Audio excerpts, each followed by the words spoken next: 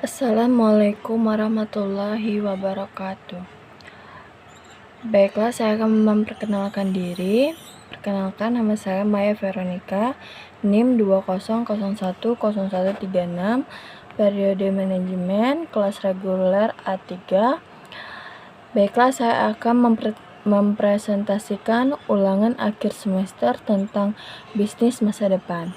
Sebelum saya mulai, saya akan menjelaskan apa itu bisnis masa depan. Bisnis masa depan adalah usaha yang tidak mengenal musim karena akan selalu menjadi kebutuhan banyak orang. Lantas, bisnis seperti apakah itu? Baiklah, yaitu bisnis apa saja sih yang bisa digunakan di masa pandemi seperti ini? Yang pertama yaitu bisnis alat-alat kesehatan seperti masker, face shield, hand sanitizer, APD, atau disingkat dengan alat pelindung diri dan beberapa alat kesehatan lainnya. Yang nomor 2 yaitu bisnis makanan atau minuman, sehat dan sembako. Nomor 3 yaitu bisnis obat-obatan dan produk suplemen seperti vitamin C, vitamin E, dan suplemen sejenisnya. Nomor 4 yaitu bisnis buah-buahan, sayur-sayuran, perikanan, peternakan, dan lain-lainnya. Nah, nomor 5 yaitu bisnis jamu herbal seperti kunyit, temulawak, jahe, kencur, kayu manis, laos, dan daun serai. Yang nomor 6 yaitu bisnis berbasis hobi seperti tanam tanaman, penulis lepas, desain grafis, dan lain-lain. Yang ketujuh yaitu bisnis counter seperti menjual kuota, paket data, pulsa, dan lain-lain sebagainya. Baiklah, yang selanjutnya saya akan menjelaskan tentang usaha yang saya saat ini rintis, yaitu usaha counter. Alhamdulillah saya sudah membuka counter selama 2 tahun dan alhamdulillah di masa pandemi ini usaha counter ini bisa membantu saya dalam mencari penghasilan.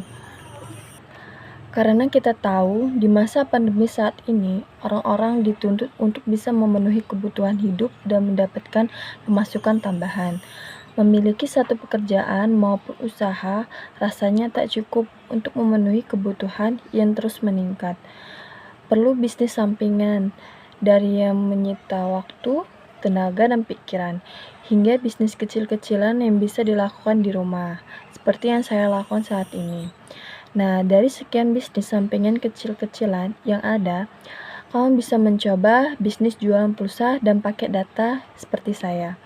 Terdengar memang simpel, namun siapa sangka kalau sudah dijalankan dan punya pelanggan tetap, bisnis pulsa dan paket data bisa memberikan keuntungan yang menggiurkan. Baiklah, yang selanjutnya yaitu alasan jual pulsa dan paket data jadi bisnis yang menjanjikan serta layak dicoba. Yang pertama yaitu alasannya sebagai kebutuhan primer. Di zaman sekarang, pulsa dan paket data telah menjelma menjadi kebutuhan primer, seperti halnya bahan-bahan makanan atau sembako. Setiap bulan, orang menyisihkan uangnya untuk membeli pulsa dan paket data sebagai sarana komunikasi, belajar, dan bekerja. Yang kedua yaitu tren belajar dan bekerja secara virtual. Di masa pandemi ini, semakin banyak aktivitas yang dikerjakan secara online dan virtual, seperti belajar virtual, bekerja melalui telekonferensi, hingga webinar, sehingga sebagian besar masyarakat mengakses internet dari rumah, tidak lagi memakai fasilitas dan wifi dari kantor. Hal ini tentu membuat pulsa dan paket data yang diperlukan semakin besar. Itu baru urusan belajar dan bekerja. Belum lagi kebutuhan paket data internet untuk bermain games, media sosial, dan nonton film secara online atau streaming. Baiklah, yang selanjutnya yaitu alasan usaha counter berbeda dengan bisnis lain. Yang pertama yaitu minim modal usaha. Modal buka usaha pulsa ini sangatlah minim untuk dimulai. Anda tidak perlu menyewa tempat khusus atau membeli beberapa perlengkapan khusus untuk membuka konter pulsa. Apalagi di daerah pedesaan, Anda hanya menyiapkan telepon genggam Anda dan pastinya saldo minimal sebesar 50.000 saja. Jadi, cara buka konter pulsa ini hanya menyiapkan meja, kursi di depan peralatan rumah saja sudah bisa berjualan. Bisa dikatakan Anda hanya bermodal saldo untuk pulsa itu sendiri. Anda sudah dapat keuntungan yang lebih. Untuk masalah promosi, penjualan pulsa juga dikatakan sangat mudah. Dan yang kedua yaitu promosi penjualan yang mudah. Promosi penjualan pulsa dikatakan mudah. Hal ini dikarenakan Anda hanya bermodal tulisan yang ditempel di depan rumah saja, karena kebanyakan masyarakat desa memiliki rumah yang saling berdekatan, jadi tidak akan sulit dalam menyampaikan bahan promosi. Selain itu, Anda juga bisa menyampaikan secara langsung ke tetangga terdekat jika memang Anda membuka usaha tersebut. Karena kekuatan marketing yang baik, terutama di daerah pedesaan, adalah testimoni langsung dari mulut ke mulut. Apalagi jika Anda adalah orang pertama di daerah tersebut yang membuka usaha pulsa ini. Jadi, 3 alasan di atas membuktikan bahwa membuka bisnis konter pulsa ini sangat menguntungkan. Alasan yang pertama adalah karena pulsa merupakan kebutuhan yang selalu dicari. Lalu, modal membuka usaha pulsa ini dikatakan sangat minim dan kecil. Dan yang terakhir adalah promosi penjualan yang tidak sulit, apalagi di daerah pedesaan. Anda juga tidak perlu khawatir, karena agen pulsa saat ini sudah banyak, jadi tidak ada salahnya untuk Anda membuka konter pulsa sendiri di rumah. Baiklah, yang selanjutnya yaitu ada apa sih dengan COVID? Di dalam masa pandemi ini, banyak sekali orang takut keluar rumah, khawatir dengan masalah keuangan, pertemanan antar orang menjadi terbatas, banyak karyawan dirumahkan atau di PHK, dan perilaku masyarakat berubah dari biasanya. Dan yang selanjutnya yaitu bagaimana sih dampaknya terhadap dunia wirausaha. Pasar lesu, distribusi terlambat, omset turun drastis, modal terganggu, kredit macet, dan bahan baku upkir.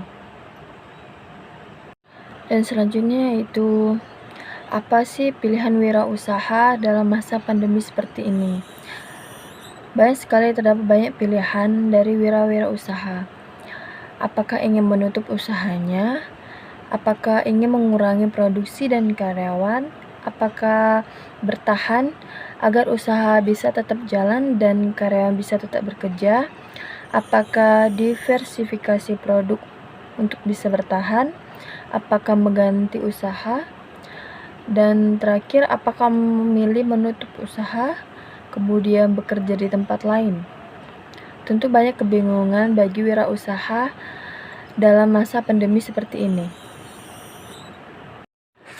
Dan selanjutnya yaitu strategi apa sih yang harus dilakukan wirausaha untuk bertahan di masa pandemi seperti ini? Baiklah, saya akan menjelaskannya. Yang pertama yaitu membangun kekuatan tim. Di tengah pandemi corona seperti ini, semua pengusaha perlu beradaptasi secepat mungkin. Salah satunya dengan cara membangun kekuatan tim menjadi lebih solid. Dengan memiliki tim yang solid, maka segala beban dan kesulitan menjadi lebih ringan dan akan lebih mudah diatasi. Baiklah, yang selanjutnya yaitu membangun empati. Dalam situasi seperti sekarang ini, menjalankan bisnis adalah bukan hanya sekedar untung, tapi juga empati. Dan yang selanjutnya yaitu mengatur cara kerja pengusaha dan karyawan. Dalam situasi pandemi COVID-19, bekerja dari rumah atau work from home menjadi alternatif yang disarankan oleh pemerintah. Tujuannya untuk mengurangi resiko terpapar virus corona. Untuk itu, pengusaha bisa mengatur tata cara kerja work for home tersebut. Yang pertama yaitu mengatur waktu yang tepat dan durasi kerja. Yang kedua yaitu mengatur tata cara kerja karyawan, baik untuk pekerjaan yang harus dilakukan di lokasi usaha maupun pekerjaan yang bisa dikerjakan di rumah. Yang ketiga yaitu mengatur SOP agar produksi tetap berjalan sesuai keinginan. Yang keempat yaitu mengutamakan prioritas. Baiklah, selanjutnya saya akan menjelaskan modal menipis bagaimana.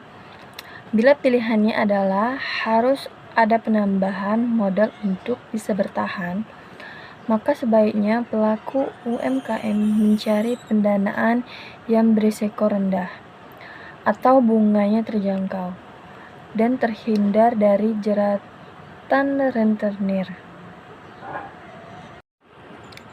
Baiklah, selanjutnya saya akan menjelaskan sumber permodalan. Bagaimana sih caranya kita untuk mendapatkan modal? Yang pertama yaitu pendanaan dari bank dengan bunga yang rendah. Yang kedua yaitu koperasi. Yang ketiga yaitu lembaga keuangan non-bank dengan bunga terjangkau. Yang keempat, lembaga-lembaga BUMN dan swasta dalam bentuk pinjaman bergulir dari dana CRS. Dan yang terakhir yaitu dukungan atau program stimulus pemerintah. Dan yang selanjutnya yaitu strategi marketing baru. Yang pertama yaitu menjaga hubungan dengan konsumen. Yang kedua yaitu memanfaatkan seluruh sumber daya alam termasuk komunitas.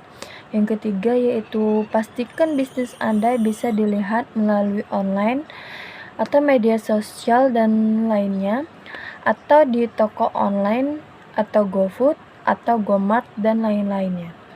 Nomor 4 yaitu sesering mungkin menawarkan produk-produk yang dibutuhkan dengan harga terjangkau. Dan yang selanjutnya yaitu peka akan momentum. Ini sangat penting dalam situasi seperti sekarang. Menjalankan bisnis adalah bukan hanya sekedar untung, tetapi juga menyediakan apa yang dibutuhkan oleh konsumen atau pasar. Dan yang terakhir yaitu rencana dan kerjakan. Action, kerjakan.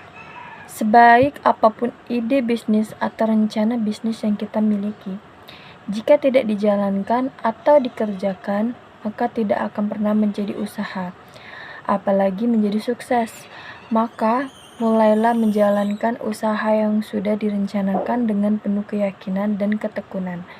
Menjalankan suatu usaha hingga mencapai sukses membutuhkan perjuangan dan perjalanan yang cukup panjang serta kerja keras.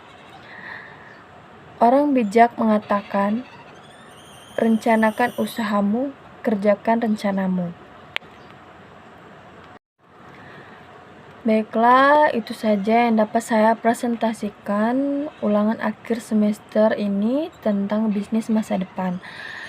Apabila ada salah kata, saya mohon maaf. Saya akhiri. Wassalamualaikum warahmatullahi wabarakatuh.